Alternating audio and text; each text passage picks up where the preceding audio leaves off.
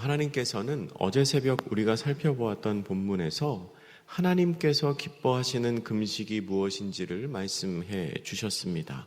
그리고 그렇게 행하는 자가 물된 동산 같을 것이다 라고 말씀을 하십니다.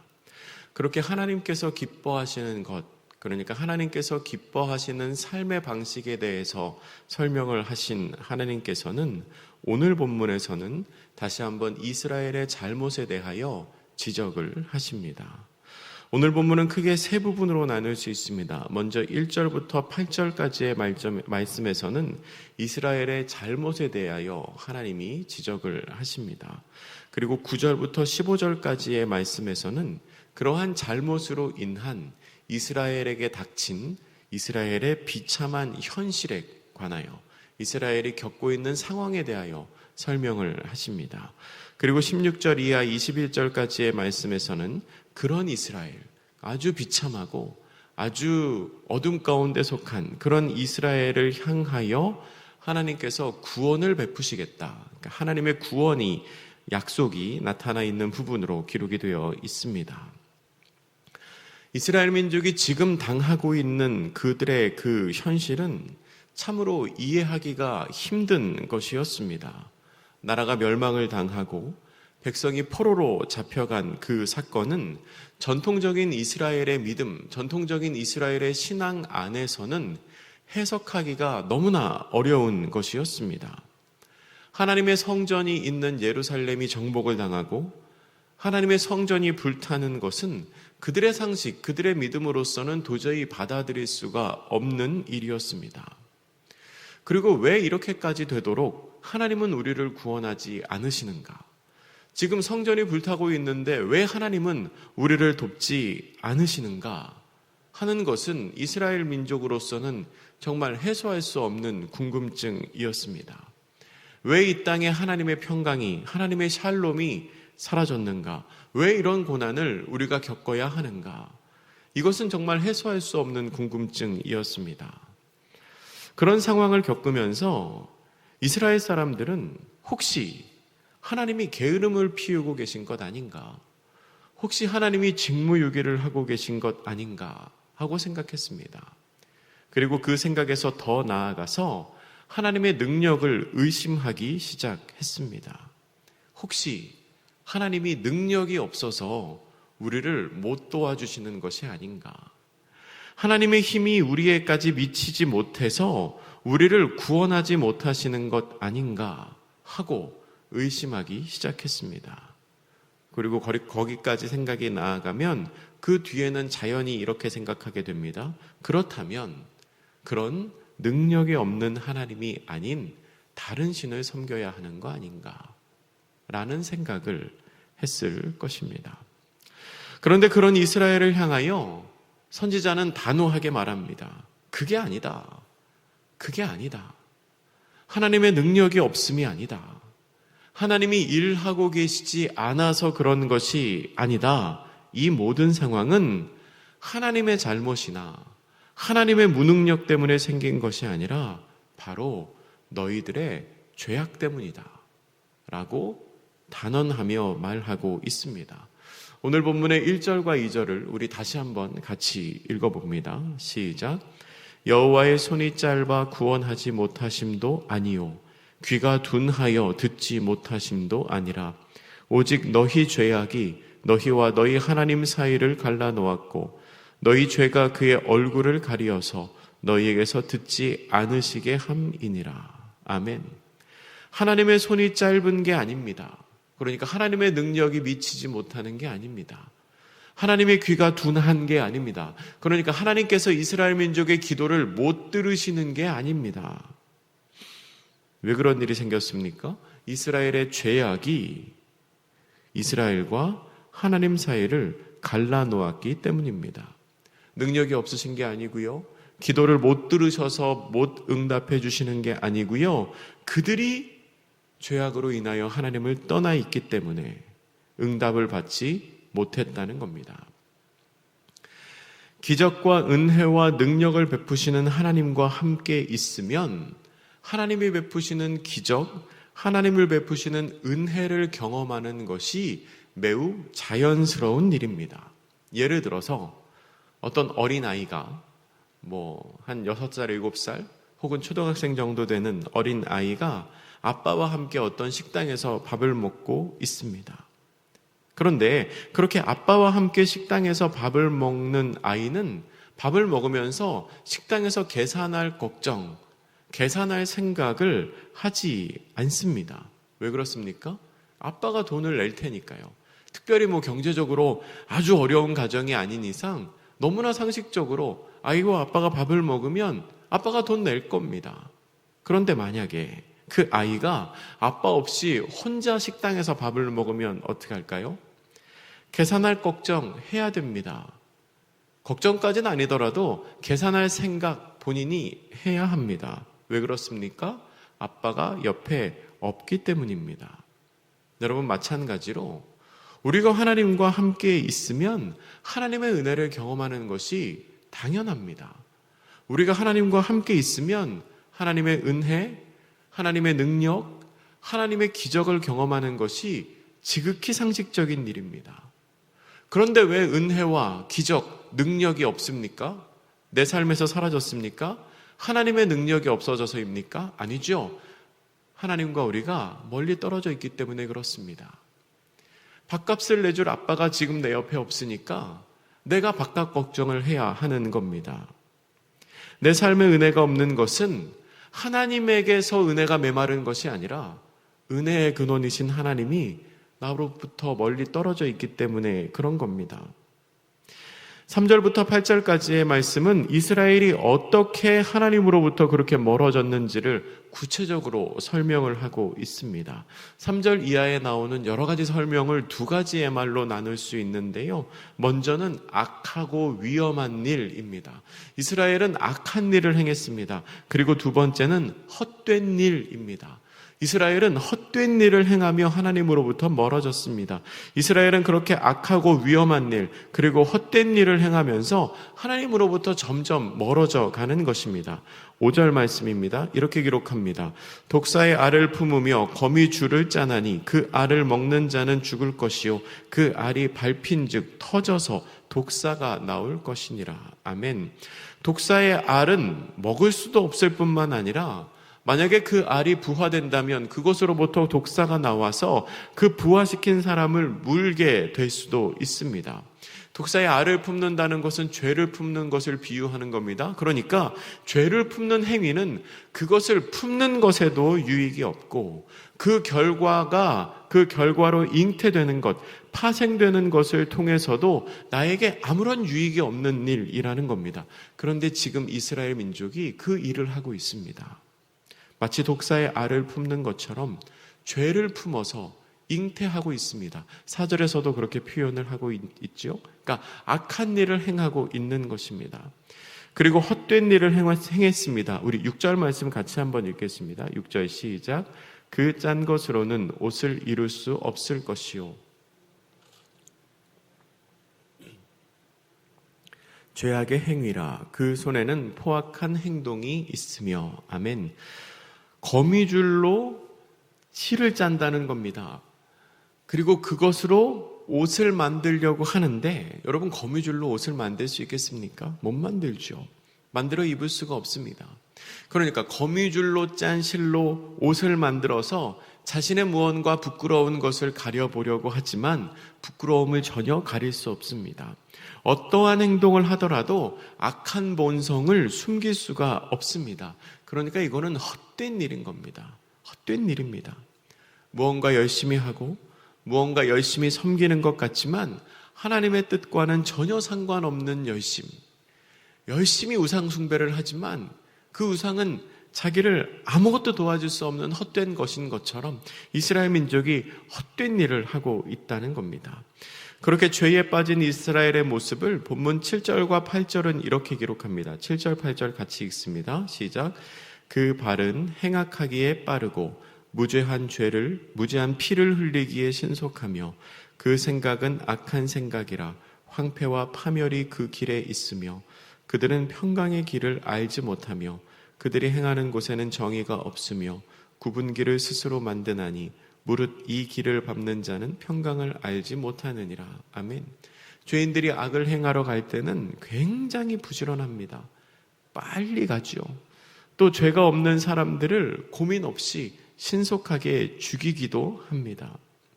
그렇게 죄악에 빠진 이스라엘, 그들이 행하는 곳에는 당연히 평강이 없고 당연히 공의도 정의도 없습니다. 악한 마음으로 행하기 때문에 구분기를 스스로 만들기 때문에 주변 사람에게도 악영향을 미칠 수밖에 없습니다. 그러한 죄를 행한 이스라엘 민족의 현실을 9절 이하의 말씀은 이렇게 비참하게 고발하고 있습니다. 9절이 이렇게 기록하죠. 그러므로 정의가 우리에게서 멀고 공의가 우리에게 미치지 못한즉 우리가 빛을 바라나 어둠뿐이요 밝은 것을 바라나 캄캄한 가운데 행함으로. 아멘. 얼마나 안타까운 상황입니까? 정의와 공의가 멀리 있습니다. 내가 아무리 노력을 해도 나의 노력과는 상관없는 결과만 받아들이게 됩니다. 빛을 바랍니다. 밝은 것을 원합니다. 그러나 현실은 어두운 뿐이고 캄캄한 가운데 있습니다. 여러분, 요새는 이제 우리가 도시에서 사니까 이 밤이 별로 어둡지 않죠. 저희 집도 이제 밤에 자려고 불을 다 꺼도 이렇게 창을 통해서 들어오는 빛이 굉장히 이게 환할 때가 있습니다. 예. 그런데 다 경험해 보셨겠지만 캄캄한 시골길을 가거나 빛이 없는 산을 걸어가거나 정말 빛이 하나도 들어오지 않는 방 안에 있거나 하면은 앞뒤 사방을 분별하지 못하는 경우가 있습니다. 이스라엘 민족이 그런 상황이라는 겁니다. 처음에는 죄로 인해서 하나님으로부터 멀어졌는데 죄가 사방을 우겨싸서 깜깜하게 만들어 보이니까 이제는 내가 나가고 싶어도 빛으로 나가고 싶어도 헤어날 수 없는 그런 상황에, 그런 어두움에 내가 밝은 것을 원하지만 도저히 어찌할 수 없는 어두움에 꼼짝없이 갇혀있는 그런 상황이라는 겁니다. 그런 그들의 현실을 적나라하게 묘사하는 게 11절 말씀인데요. 11절 말씀 우리 같이 읽습니다. 시작. 우리가 곰같이 부르짖으며 비둘기같이 슬피 울며 정의를 바라나 없고 구원을 바라나 우리에게서 멀도다. 아멘. 아무리 부르짖고 아무리 슬피 울어보아도 구원의 길은 이미 멀리 떠나 있습니다. 아무리 간구를 해도 도저히 내 손에 잡히지가 않습니다. 어쩌다 이렇게까지 되었을까? 12절과 13절에 그 답이 나옵니다. 12, 13절 읽습니다. 시작. 이는 우리의 허물이 주의 앞에 심히 많으며 우리의 죄가 우리를 쳐서 증언하오니 이는 우리의 허물이 우리와 함께 있음이라. 우리의 죄악을 우리가 아나이다. 우리가 여호와를 배반하고 속하였으며 우리 하나님을 따르는 데에서 돌이켜 포악과 폐역을 말하며 거짓말을 마음에 잉태하여 나으니. 아멘. 왜 이렇게까지 되었을까요? 우리의 허물 때문에 그렇습니다. 하나님을 배반하고 하나님을 속인 죄악 때문에 하나님을 따르지 않고 포악과 폐역을 행한 것에서부터 이 모든 어려움이 시작되었다는 겁니다. 그렇다면 하나님께서 그런 이스라엘을 그냥 두고 보고 계실까? 그렇지 않습니다. 본문 16절 이하에는 이스라엘을 향한 하나님의 구원 계획이 나옵니다. 본문 15절의 하반절에 보면 하나님께서 그들을 살피신다라고 기록합니다. 이스라엘 민족은 깜깜한 어두움 가운데 있어서 빛을 볼 수도 없고 아무리 울부짖어도 구원에 가까이 갈 수 없지만 그렇게 어두움 가운데 있는 이스라엘을 하나님이 살펴보십니다. 하나님이 살펴보시고 그리고 16절에 보면 중재자가 없음을 이상하게 여기시며 자기의 팔로 스스로 구원을 베푸십니다. 그들 자신의 모습으로는 도저히 하나님께 나아올 수 없는 상황이 되니까 이제 하나님께서 손을 뻗어서 그들에게 구원을 베푸시기 시작하시는 겁니다. 그 구원을 베푸시는 하나님의 모습에서 근데 좀 특이한 표현이 있습니다. 이 17절 말씀에 보면 마치 하나님을 전쟁에 출정하는 전사처럼, 무슨 장군처럼 묘사를 해놨습니다. 우리 17절 말씀 같이 읽습니다. 시작. 공의를 갑옷으로 삼으시며 구원을 자기의 머리에 써서 투구로 삼으시며 보복을 속옷으로 삼으시며 열심을 입어 겉옷으로 삼으시고. 아멘. 여러분, 뭐가 떠오르시나요? 우리 성경을 읽어보신 분들은 에베소서 6장에 나오는 전신갑주를 입으라 라는 말씀 생각나실지 모르겠습니다. 마치 그런 것처럼 하나님께서 전신갑주를 이렇게 입으시고 출정하시는 것과 같이 묘사를 해놨습니다. 근데 여러분, 조금 생각해 보면 이스라엘을 구원하실 하나님이 이렇게까지 준비하실 필요가 있으실까요? 여러분, 하나님이 어떤 분이십니까? 전지전능하신 분 아니십니까? 그냥 말씀 한마디로, 그냥 하나님의 콧김, 하나님의 손길 한 번으로 이스라엘을 그 대적의 손에서 단번에 구원하실 수 있는 분 아니시겠습니까? 근데 이렇게 하나님이 이렇게 갑옷을 입고 투구를 쓰고 뭐 속옷을 입고 겉옷을 입고 왜 이렇게까지 하나님의 구원을 묘사하고 있을까요? 물론 하나님께서는 말씀 한마디로 이스라엘을 구원해 주실 수 있는 분이시지만 이렇게 무거운 갑옷을 입은 전사처럼 준비하시는 이유는 그것이 두 가지지요. 매우 중요한 일이고 또한 절대 실패해서는 안 되는 작전, 미션, 하나님의 일이기 때문입니다. 그러니까 이스라엘을 구원하기 위해 출정하시는, 이스라엘을 구원하기 위해 시작하시는 하나님의 마음가짐이 이렇게 철저하다는 겁니다. 하나님이 다르게 말하면 최선을 다해서 이스라엘을 구원하신다는 겁니다. 하나님이 최선의 노력을 다해서 하나님의 백성을 구원하신다는 겁니다. 자기가 할 수 있는 모든 것을 다해서 준비하시는 겁니다. 또한 이 하나님의 구원 계획의 또 한 가지 특이한 점은 하나님께서 각 사람의 행위대로 갚으신다는 겁니다. 18절에 이렇게 기록합니다. 그들의 행위대로 갚으시되 그 원수에게 분노하시며 그 원수에게 보응하시며 섬들에게 보복하실 것이라 라고 기록하죠. 20절 말씀에도 비슷한 표현이 있습니다. 20절 눈으로 한번 보시면 야곱의 자손 가운데에서 죄과를 떠나는 자에게 임하리라. 죄과를 떠나는 자에게, 그러니까 회개하고 돌이키는 자에게 임할 거다라고 말씀하십니다. 여러분, 이 말씀은 그 이사야 55장 1절과는 조금 느낌이 다릅니다. 이사야 55장 며칠 전에 살펴봤죠? 이사야 55장 1절에는 무슨 말씀이 있습니까? 오라, 목마른 자들아 나오라, 돈 없는 자도 오라, 너희는 와서 값없이 돈 없이 포도주와 젖을 사라 말씀하십니다. 이것은 모든 사람을 초청하시는 하나님의 음성이었는데, 그런데 오늘 본문에서는 그 이야기의 결이 좀 다릅니다. 그러니까 회개하고 고백하고 뉘우치는 것이 전제가 되어야 하나님의 구원 계획 안에 포함이 될 수 있다는 겁니다. 하나님께서 그 행위를 기준으로 의인을 구원하시고 악인에게 보복하실 것이다 라고 말씀을 하십니다. 그리고 마지막 21절에서 하나님 이렇게 말씀하십니다. 21절로 같이 읽습니다. 시작. 여호와께서 이르시되 내가 그들과 세운 나의 언약이 이러하니 곧 내 위에 있는 나의 영과 내 입에 둔 나의 말이 이제부터 영원하도록 내 입에서와 내 후손의 입에서와 내 후손의 후손의 입에서 떠나지 아니하리라 하시니라. 여호와의 말씀이니라. 아멘. 하나님의 영과 하나님의 말씀이 하나님의 백성과 영원히 함께 하신다는 겁니다. 하나님께서는 다시는 새 예루살렘의 백성을 떠나지 않겠다고 말씀을 하시며 그들에게서 말씀을 거두지 않겠다, 거두어가지 않겠다라고 말씀을 약속을 하십니다. 그리고 그 말씀으로 살아가게 하시며 그 말씀으로 돌이키게 하십니다.